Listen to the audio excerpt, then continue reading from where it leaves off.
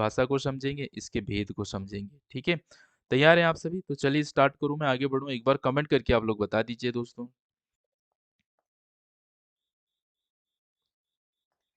ठीक है, हमने बात करी थी दोस्तों शब्दों की, है ना, शब्दों को हमने इसको प्रयोग के आधार पर जो है दो भागों में बांटा था, दो भागों में, है कि नहीं?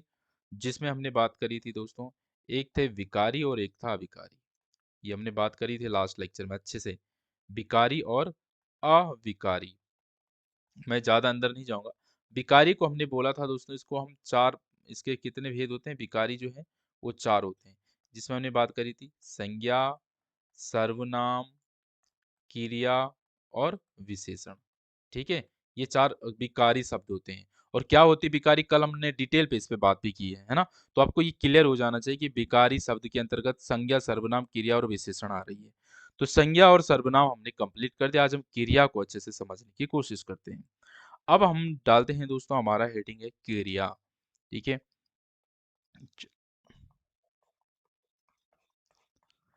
क्रिया। तो क्रिया है क्या? क्रिया से आपको क्या लग रहा है? जब आप नॉर्मली क्रिया की बात कर रहे हैं तो क्रिया शब्द जो है दोस्तों, ये क्रि धातु से बना है। किससे? क्रि धातु से बना हुआ है, या क्रि धातु से निर्मित है क्रिया शब्द। ठीक है, और जिसका अर्थ है दोस्तों क्या, इसका अर्थ क्या होता है? करना। क्रिया का जो क्रि धातु का अर्थ क्या निकल के आ रहा है? करना।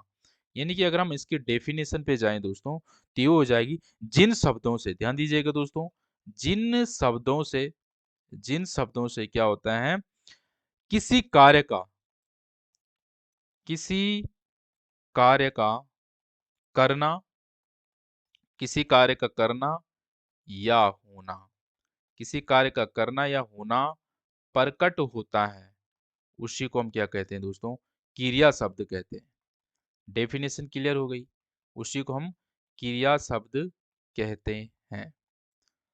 दोबारा सुनिए, मैंने कहा क्रि धातु से बना है क्रिया, और क्रि धातु का जो अर्थ निकल के आ रहा है वो है दोस्तों करना। यानी कि जिन शब्दों से किसी कार्य का, जिन शब्दों से किसी कार्य का करना या होना का बोध होता है, वही हमारा क्रिया शब्द कहलाते हैं। सिंपल सी बात है। जैसे मैंने एग्जांपल लिया, उदाहरण के लिए मैंने लिया, जैसे कि अ, रिया पढ़ रही है। मैंने कहा रिया पढ़ रही है, तो आपको क्या लगा यहाँ से? क्या हो रही, क्रिया क्या हो रही है? पढ़ने का। क्या काम कर रहा है? किसी कार्य का करना या होने का बोध हो रहा है। क्या काम कर रही है? रिया पढ़ रही है। तो ये पढ़ना जो है दोस्तों, ये क्या हो जाएगी? हमारी क्रिया होगी। यहाँ से क्या है? पढ़ना जो है वो क्रिया हो जाएगी, पढ़ना क्या है? क्रिया हो जाएगी। ठीक है, मैंने एक और एग्जाम्पल दिया, जैसे कि मैंने कहा रवि खा रहा है। क्या कर रहा है? रवि खा रहा है। ठीक है, तो इसमें हमने क्या कर रहा है, क्या काम हो रहा है इसमें? खाने का काम हो रहा है। तो इसमें जो क्रिया है दोस्तों वो है खाना। क्या है इसमें? क्रिया शब्द है। पढ़ना इसमें क्या है? क्रिया है। तो ये हमारी क्रिया तो समझ आ गई हमें, सीधी सीधी बात है, आसान है, बहुत सिंपल। ठीक है, अब हम बात करेंगे दोस्तों यहाँ पर धातु की। धातु क्या होता है? देखो क्वेश्चन बना है आपके एग्जाम में यहाँ से। क्रिया का जो मूल रूप है दोस्तों, उसको धातु कहते हैं। क्या कहा मैंने? क्रिया का, क्रिया का जो मूल रूप है, मूल रूप को हम क्या कहते हैं दोस्तों? धातु। ये क्वेश्चन आपके एग्जाम में पूछा गया। ये यही बोला, क्रिया के मूल रूप को क्या कहते हैं? चार ऑप्शन दिए थे, उसमें से आपका आंसर हो गया धातु, है कि नहीं? चलो ये बात भी क्लियर है हमें, क्रिया के मूल रूप को क्या कहते हैं? धातु कहते हैं। अच्छा, मूल रूप क्या हुआ दोस्तों? मूल रूप जैसे मैंने बोला ना, क्रि धातु से बना है करना, मतलब क्रि धातु से क्रिया बनी हुई है हमारी, वही जो धातु, जिस जो उसका मूल है दोस्तों, मूल की बात हो रही है। जैसे मैंने कहा पढ़, पढ़ना जो है दोस्तों ये क्रिया है। ये धातु रूप जो है पढ़ से बना है, पढ़, पढ़ से पढ़ना बना है दोस्तों, समझ रहे हैं? तो इसी प्रकार से जो धातु रूप होता है हमारा, वो उसका मूल रूप होता है। यानी कि क्रिया का मूल रूप है जहां से क्रिया आई है। पढ़ना एक क्रिया है, पढ़ धातु से बनी है। तो धातु समझ आ गया, क्रिया का मूल रूप को हम धातु कहते हैं। बात सिंपल आ गई। जैसे मैंने एग्जाम्पल के लिए लिया उदाहरण, उदाहरण आपको खूब मिलेंगे आज। ठीक है, मैंने कहा रवि, रवि खाता है। क्या बोला? रवि खाता है। तो इसमें जो है दोस्तों खाना, इसमें जो खाना है वो क्या होगी? हमारी क्रिया है। खाना एक क्रिया हो गई। ठीक है, जो इसमें खा है ना दोस्तों, ये धातु है। जिसमें खा है ये धातु है। ठीक है, और इसमें हमने क्या किया दोस्तों, ता जो है वो प्रत्यय जोड़ा, इसमें क्या कर दिया, ता प्रत्यय जोड़ा, ठीक है, जिससे हमने उसको क्या कर दी, क्रिया बनाई है, क्या बनाई है, क्रिया बनाई है। तो इस प्रकार से ये हमारी क्या होगी दोस्तों, एक प्रकार से क्रिया बन चुकी है। तो हमने देखा ये धातु रूप जो है इसका, ये है धातु रूप, ये।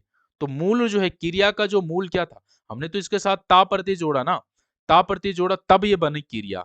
लेकिन पहले क्या थी, जो पहले उसका रूप था उसी को हम धातु कहते हैं। तो पहले तो ये सिर्फ खा था, हमने इसके साथ ता प्रत्यय जोड़ा तो बन गया ये खाता, है ना। तो इसका मतलब क्या हो गया, कोई भी चीज को खाने के लिए बात हो रही है ना, तो ये हमारे क्रिया बन गई। तो जो पहला जो रूप था उसका, उसको हम कहते हैं मूल रूप। सीधी बात है, सिंपल बात है, ठीक है, ज्यादा परेशान होना नहीं इसमें। आगे बढ़ो, देखो हमें पता चल गया धातु क्या होता है, हमें पता चल गया क्रिया क्या होती है।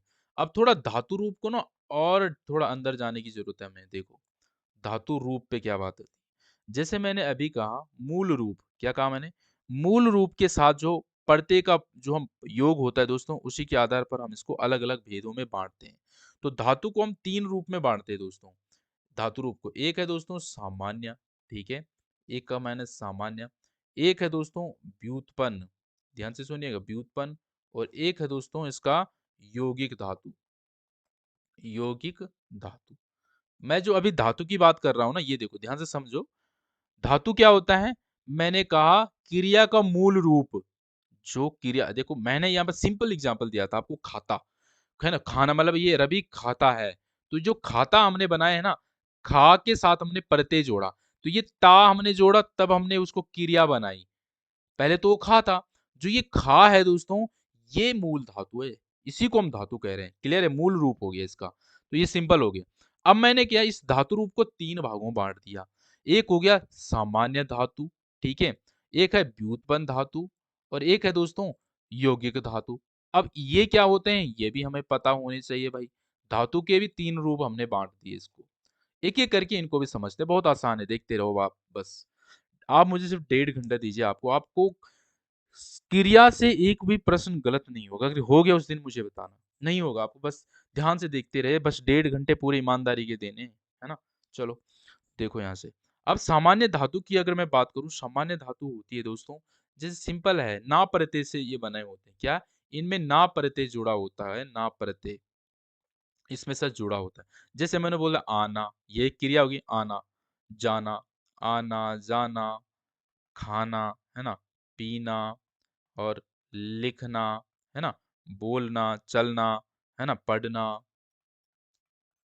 ये क्या हो रहे हैं, ये सारे के सारे हमारे क्या है, सामान्य धातु है, सामान्य, ठीक है, ना प्रत्यय से जो बन गई है। क्लियर है। सॉरी, क्लियर है। व्युत्पन्न धातु की बात करते हैं दोस्तों, तो ये क्या होते हैं, जो सामान्य क्रिया भी हमने यहाँ पर पढ़ी ना, ये सामान्य क्रिया, ये क्या है, सामान्य क्रिया है। और क्रिया भी मैंने क्या बोला, धातु से बनी है।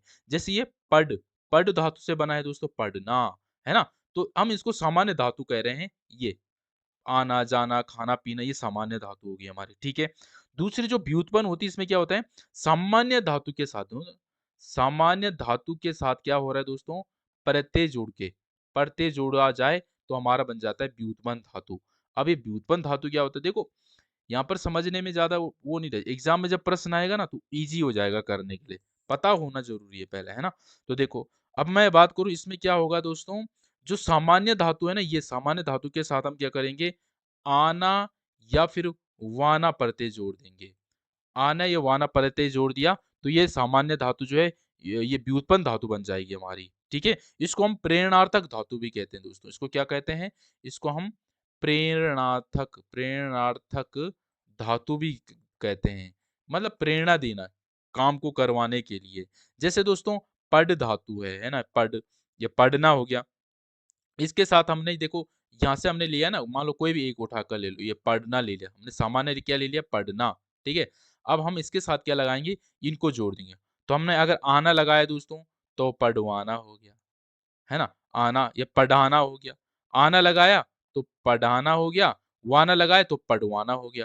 मतलब यहाँ पर क्या किया, हम किसी को क्या प्रेरणा दे रहे काम करने के लिए, समझ रहे हैं, हम क्या कर रहे हैं, इसको प्रेरणा दे रहे हैं काम करने के लिए। तो पढ़वाना, पढ़ाना, आना और वाना जोड़ दिए, ये थी सामान्य, ये पढ़ना ये सामान्य धातु थी, इसके साथ हमने आना वाना जोड़ दिया, तो ये बन गया दोस्तों हमारा पढ़वाना, पढ़ाना, ये क्या प्रेरणार्थक धातु भी बोलते हैं इसको, और इसको व्युत्पन्न धातु भी हम कहते हैं। समझ गए? जैसे लिख है दोस्तों, लिखना, ये देखो ये लिखना क्या है, ये हमारे सामान्य धातु है, इसके साथ हमने क्या जोड़ दिया, वाना या आना जोड़ेंगे तो ये बन जाएगा दोस्तों लिखवाना, लिखवाना, या फिर ये हो गया लिखाना। तो ये दोनों काम खुद नहीं कर रहा है यहाँ पे, है ना, हम किसी पे वो किसी से करवा रहे हैं, ठीक है। चलो आगे बढ़ते हैं। निशांत एग्री जी क्या कह रहे हैं, गुड इवनिंग सर, आजकल मैं क्लास नहीं ले पा रहा हूँ आपकी, मेरे बीएड के एग्जाम चल रहे हैं, प्लीज सारी क्लासेस के वीडियो का एक प्ले ग्रुप में दीजिए। बिल्कुल बना है भाई, प्लेलिस्ट बनी हुई है, आप वहाँ पर जाइए, सारे सब्जेक्ट की आपको मिल जाएगी, ठीक है। टेलीग्राम पे जुड़े रहे, मैं बीच बीच में डालता रहता हूँ, जैसे संडे होता है ना, संडे से पहले एक दिन पहले मैं पूरी प्लेलिस्ट डालता हूँ ताकि आप टेस्ट के लिए भी रेडी रहें, ठीक है। चलो आगे बढ़ो। तो ये हमने देख लिया भाई, लिखना क्या हो गया, व्युत्पन्न धातु। अब यौगिक धातु क्या हुई सर, ये यौगिक क्या होगी, यौगिक में सिंपल है कि जब क्या हो जाए, अच्छा इसको थोड़ा और अगर अच्छे से समझने की कोशिश करो तो मैं यहाँ पर एक और लिखता, जैसे मूल धातु क्या है, तीनों में क्या डिफरेंस आ रहा है, इस पेज में चलो, इस पेज में चलते हैं, एक सेकेंड हाँ। अभी हम प्रकार पे नहीं पहुंचे हैं, बने रहना, ऐसा नहीं सोचना कि ये तो काम की नहीं, सारी चीज काम की है भाई। ये देखो ये थी मूल धातु, फिर हम आए दोस्तों वहां से सामान्य धातु पे, ठीक है, और फिर हम वहां से आए दोस्तों व्युत्पन्न धातु पे, ठीक है, ये तीन पे हमने बात करी। अच्छा मूल धातु क्या होता है, मैंने कहा जैसे खा, ये मूल धातु थी, मैंने इसके साथ ना प्रत्यय जोड़ा, ये खाना बन गया, तो ये बन गया हमारी सामान्य धातु, ये मूल धातु। अब व्युत्पन्न में क्या होगा दोस्तों, तो हम इसके साथ कुछ जोड़ देंगे, आना वाना जोड़ देंगे, तो ये बन जाएगी जैसे खिलाना या फिर खिलवाना, खिलवाना, तो ये व्युत्पन्न धातु बन जाएगी।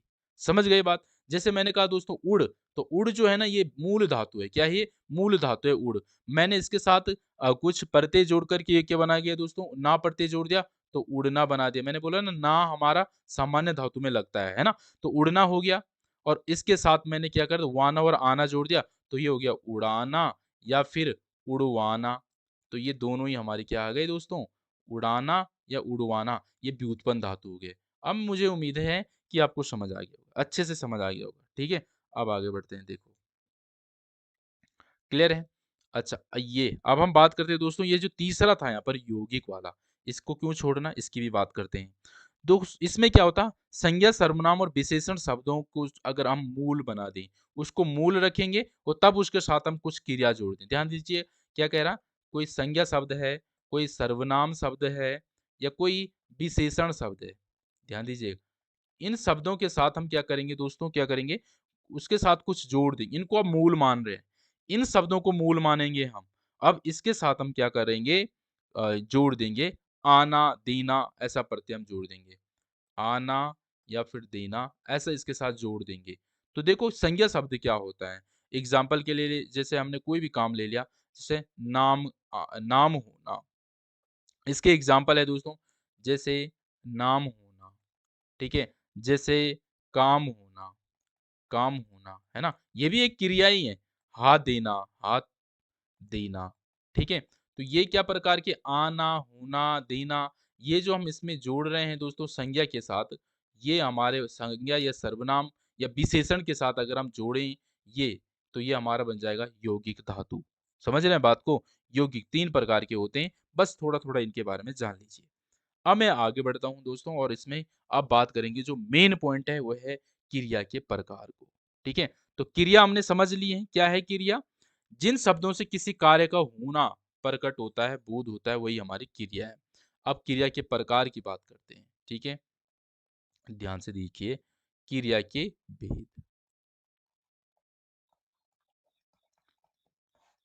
क्रिया की भेद की बात करूं दोस्तों तो अलग अलग प्रकार से हम इसको देखेंगे। पहले सबसे पहले हम बात करेंगे दोस्तों कर्म के आधार पर, क्रिया के भेद, ध्यान से देखिएगा, किस आधार पर, कर्म के आधार पर अगर हम बात करें दोस्तों तो इसके दो भेद होते हैं, कितने, दो भेद होते हैं क्रिया के। अच्छा दो भेद कौन कौन से होते हैं, तो ये आप अच्छे से जानते हैं, एक होती है दोस्तों सकर्मक क्रिया, क्या होती है, सकर्मक क्रिया, ठीक है, और एक होती है दोस्तों आकर्मक क्रिया, अकर्मक क्रिया, ठीक है, ये दो होती है, सकर्मक और अकर्मक क्रिया, कर्म के आधार पर, ठीक है। अब इसमें भी जो है दोस्तों, जो ये सकर्मक क्रिया है ना, ये भी हमारी क्या होती है, दो प्रकार की होती है। जो ये सकर्मक क्रिया है, ये भी हमारी दो प्रकार की होती है, सकर्मक क्रिया। एक कर्मक, एक कर्मक और द्विकर्मक। नाम से ही क्लियर हो रहे हैं हमें चीजें, एक कर्मक और द्विकर्मक। अब हम एक एक करके पहले इनको समझते हैं कि सकर्मक क्रिया क्या हुई और अकर्मक क्रिया क्या होती है। चलिए आगे बात करते हैं। ठीक है, पहले हम बात करेंगे दोस्तों सकर्मक।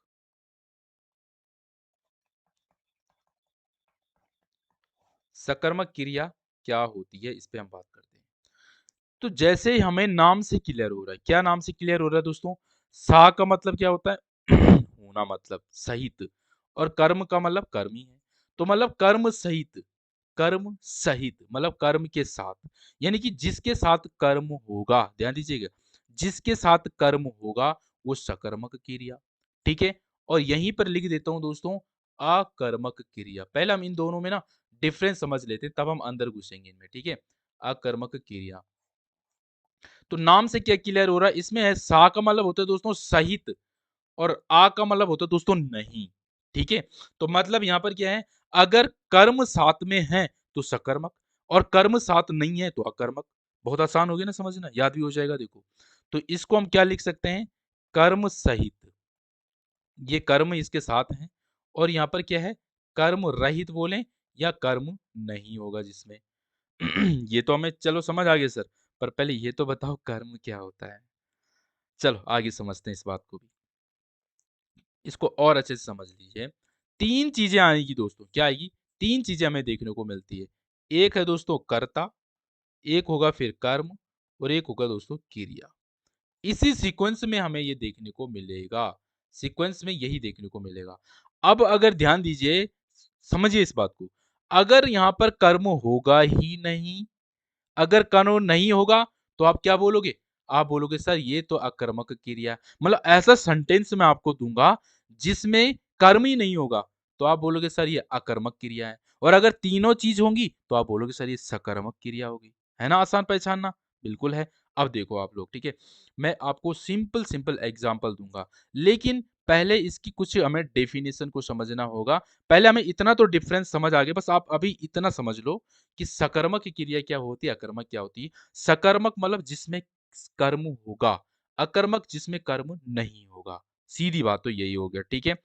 अच्छा, इतने से काम चल जाएगा क्या हमारा, नहीं साहब, और अच्छे से समझाओ। देखो यहाँ पर आओ, अब मैं सिर्फ और सिर्फ सकर्मक की बात करूंगा, ठीक है, सकर्मक की बात करूंगा।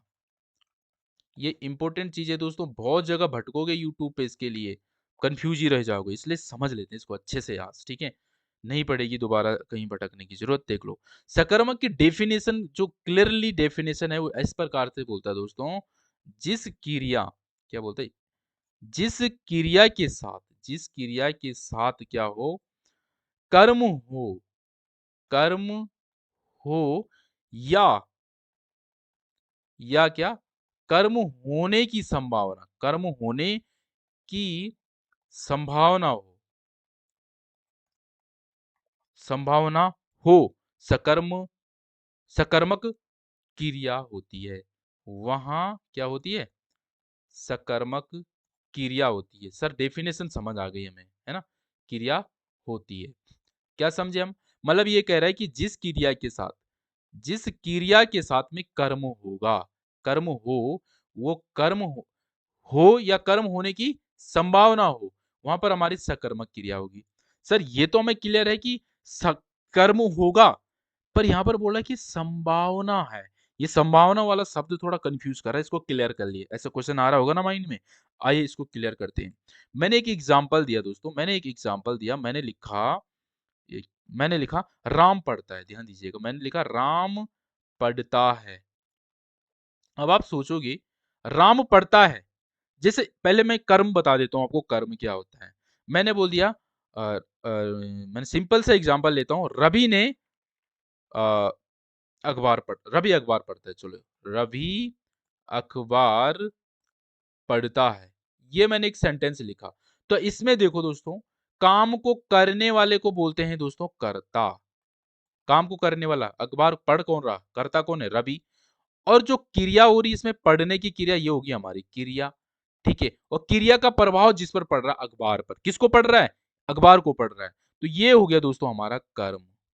क्या आपको बात, तीनों चीज दिख रही है ना इस सेंटेंस में। अगर मैं इसकी बात करूं, ये सेंटेंस जो है वो सकर्मक क्रिया हो जाएगी, अगर देखा जाए तो, है कि नहीं। ये बात तो आपको क्लियर हो चुका है, ठीक है। अब इस पे आओ। ये तो मैंने एक एग्जाम्पल के लिए दिया, इसको रख दो किनारे। ठीक है, इतने भी किनारे नहीं कि काट के जाए, ऊपर से लेके चलते इसको, क्योंकि नोट्स भी आपको बाद में देखने हैं। तो हमें थोड़ा ठीक ठाक से लिखना पड़ेगा ताकि आपको पहचानने में भी आना चाहिए, है ना। देखो, मैंने ये बात तो आपको समझ आ गई, कर्ता क्या होता है, कर्म क्या होता है, और क्रिया क्या होता है। क्रिया का प्रभाव जिस पर पड़ रहा है वो कर्म है। कभी कभी क्रिया का प्रभाव डायरेक्ट कर्ता पे भी पड़ता है, ये भी ध्यान रखना, वो भी हम समझेंगे, वहां पर अकर्मक हो जाएगा। चलो पहले समझो इस क्रिया को। मैंने क्या लिखा, राम पढ़ता है। अब राम पढ़ता, पढ़ने की काम कौन कर रहा है, राम कर रहा है। लेकिन यहां पर हमें कर्म नहीं दिख रहा दोस्तों। ये देखो, राम तो कर्ता हो गया, है ना, और पढ़ना क्या हो गया, इसमें क्रिया हो गया, है कि नहीं। अब आप बोलोगे इसमें कर्म नहीं है सर, तो आप इसको अकर्मक बता दोगे और आपका आंसर गलत हो जाएगा। आपका आंसर गलत हो जाएगा अगर आपने इसको अकर्मक बोला। आपका आंसर गलत होगा। सर ऐसा क्यों, अभी तो आपने बताया कि जहां कर्ता भी हो, कर्म भी हो और क्रिया भी हो, तब सकर्मक होगी। लेकिन यहां पर तो हमें कर्म दिख ही नहीं रहा, तो कैसे। दोस्तों इसी के लिए तो ये शब्द बना है, संभावना हो, संभावना। वहां पर सकर्मक, कर्म होने की संभावना। खुद सोचो ना आप, राम पढ़ता है तो भाई कुछ ना कुछ चीज तो वो पढ़ रहा होगा, कुछ ना कुछ चीज तो पढ़ ही रहा होगा, अखबार पढ़ रहा होगा, किताब पढ़ रहा होगा, कोई स्टोरी बुक पढ़ रहा होगा, या नोटिस बोर्ड पढ़ रहा होगा कहीं, या लव लेटर पढ़ रहा होगा, ये शादी का कार्ड पढ़ रहा होगा। भाई कुछ तो पढ़ ही रहा होगा वो, राम पढ़ रहा है। तो यहाँ पर कर्म की संभावना है, 100% है। तो वहां पर हमारा क्या होगा, ये अकर्मक ना होकर के दोस्तों, ये सकर्मक होगा। समझे मेरी बात या नहीं समझी, बताओ एक बार कमेंट करके। क्या ये बात आपको समझ आया है ना। ये सकर्मक क्रिया का एग्जाम्पल, ये था संभावना वाला एग्जाम्पल दिया मैंने, ठीक है। चलो अब मैं नॉर्मल बात करूंगा, तो नॉर्मल वाली में तो कोई दिक्कत ही नहीं आएगी आपको, अगर मैं नॉर्मल बोलूं तो। राम खाना खाता है। दूसरा एग्जाम्पल देखो, राम खाना खाता है, ठीक है, राम खाना खाता है, ठीक है। तो भाई सिंपल हो गई, क्या बात हुई है, कर्ता, काम को करने वाला, ये है साहब हमारे पास कर्ता, और ये खाना हो गया हमारी, मतलब खाना क्या है, क्रिया हो गई। एक खाना है, खाना खाता है, तो ये हमारे हो गए क्रिया दोस्तों, और ये हो गया हमारा कर्म। तो तीनों चीज क्लियर है, स्पष्ट है, तो ये हमारा सकर्मक क्रिया है। सीधी बात हो गई हमारी, ठीक है, क्लियर है, यहाँ तक कोई डाउट नहीं है, किसी को नहीं है।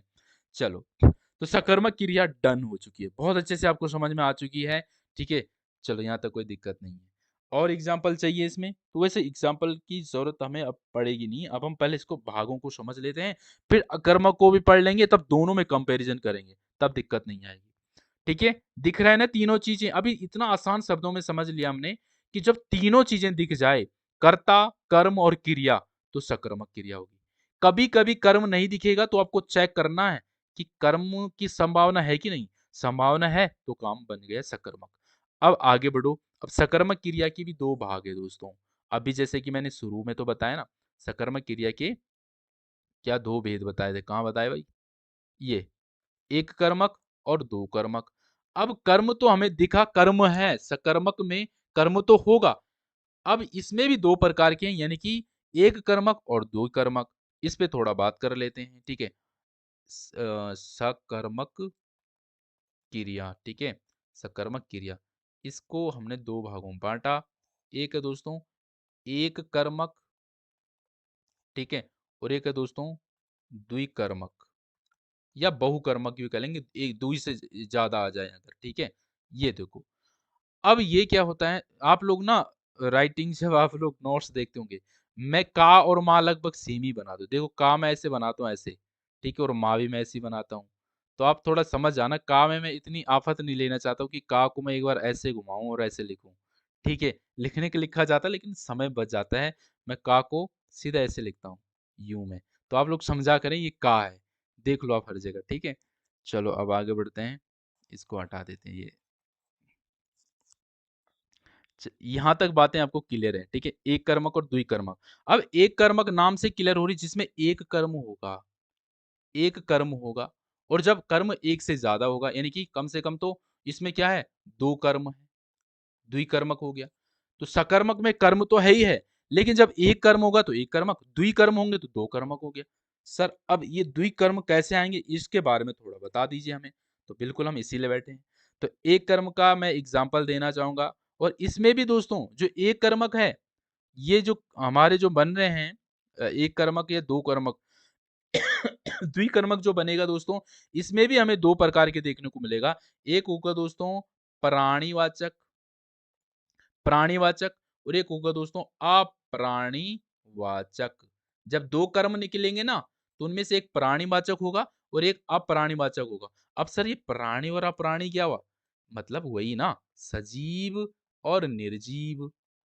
अब सर ये सजीव और निर्जीव क्या हुआ, अरे भाई वही जिसपे प्राण है, सजीव हो गया, जिसपे प्राणी नहीं हो निर्जीव हो गया, है ना। अच्छा ठीक है, ये भी क्लियर हो गया। अब देखो, अब यहां तक बात समझ लो।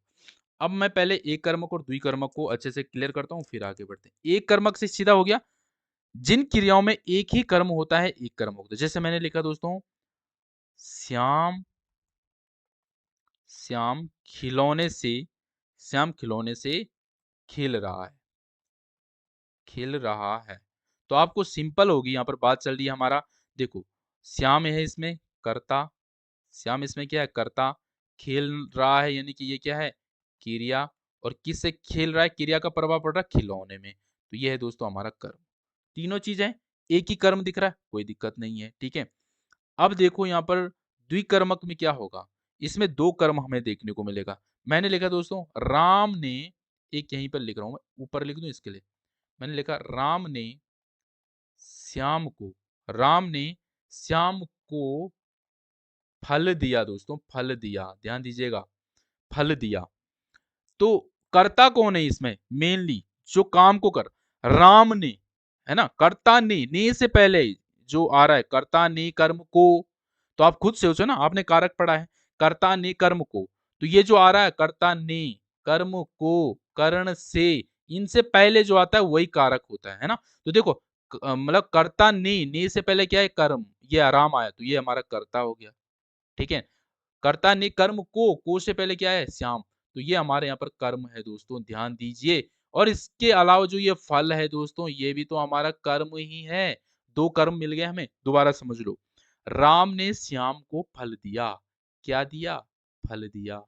किसको दिया, श्याम को दिया। तो ये बात तो हमें अलग ही मिल रही है ना, राम को छोड़ के। अरे कर्ता की बात नहीं, कर्ता को छोड़ के हमें यहाँ पर दो कर्म देखने को मिल रहे हैं। एक यहाँ पर श्याम है दोस्तों, और एक हमें फल देखने को मिल रहा है, ठीक है। समझ रहे हैं बात को। तो ये हमारे दो कर्म आ रहे हैं इसमें। तो ये हमारा द्विकर्मक क्रिया का एग्जाम्पल हो जाएगा, उदाहरण हो जाएगा, इसको आज को समझो। अब यहाँ पर देखो ध्यान से, मैंने अभी क्या कहा, द्विकर्मक भी हमारे दो प्रकार के हुए, एक होता प्राणीवाचक और एक होता अप्राणीवाचक। अब आप देखो फल जो है इसमें, एक कर्म यहाँ पर फल है और एक कर्म यहाँ पर क्या है श्याम है। तो अब देखो एक प्राणी है और एक अपराणी है, एक सजीव है एक निर्जीव है। एक सजीव है वो कौन है, श्याम, श्याम सजीव है ना, जीवन है उसपे। और फल में क्या है, वो निर्जीव है, अप्राणीवाचक है। आए ना दो, ये आप में दो देखने को ही मिलेंगे इसमें, ध्यान रखना। अब इसमें प्राणीवाचक और अप्राणीवाचक जब हम द्विकर्मक कर रहे होंगे, ये बात आपको समझनी है। चलो मैंने बोल दिया, एक सेकंड रुको, हाँ, ठीक है, ठीक है। चलो एग्जाम्पल, एक और एग्जाम्पल लेते हैं। मैंने लिखा दोस्तों राधा, राधा जो है पापा से, राधा जो है पापा से पैसे लेती है, पैसे लेती है। अब यहां पर भी देखो दोस्तों, तो राधा तो चली गई हमारी कर्ता वाला काम करने, ठीक है राधा, और लेना हो गया हमारी यहाँ पर क्रिया दोस्तों, ठीक है। अब देखो एक पैसे और एक पापा, है ना। तो ये हमें यहाँ पर जो दोस्तों दो कर्म देखने को मिल रहे हैं, दो कर्म देखने को मिल रहे हैं। और इनमें से देखो एक कर्म दोस्तों निर्जीव है, एक कर्म निर्जीव है और एक कर्म दोस्तों सजीव है। ठीक है, पापा तो सजीव है, पैसे निर्जीव हैं। तो ये बात भी आपको ध्यान में रखनी है और अंदर इसमें जाया जा सकता है। तो मुझे लगता है इससे अंदर जाने की हमें ज़रूरत वैसे है नहीं, पर देखते हैं आगे बढ़ यहाँ तक की बात अगर आपको समझ आ गई तो साथ-साथ में आप कमेंट बॉक्स में कमेंट करते रहिएगा दोस्तों, ठीक है? समझ आया? माली हो गया हमारा कर्ता, देखो सिंपल है। माली हो गया हमारा कर्ता, तोड़ना हो गया दोस्तों क्रिया और फूल हो गया दोस्तों हमारा कर्म। क्लियर हो गया ना? ये हो गया हमारा एक ही कर्म है, एक कर्मक क्रिया हो गई। अच्छा, इसी चीज़ को मैं यहाँ पर एक इसका और एग्ज़ाम्पल देता हूँ, ठीक है? मैंने मैंने यहाँ पर देखो, मैंने पिता को मैंने पिताजी को मैंने पिताजी को क्या किया? पत्र लिखा। क्या लिखा दोस्तों? पत्र लिखा। तो आप समझ जाना देखो, मैंने हम तो हो गए साहब क्या? इसमें कर्ता, लिखना, लिखा ये क्या है दोस्तों? ये है हमारी क्रिया और अब देखो पत्र कर्म हो गया और यहाँ पर पिताजी भी कर्म हो गए।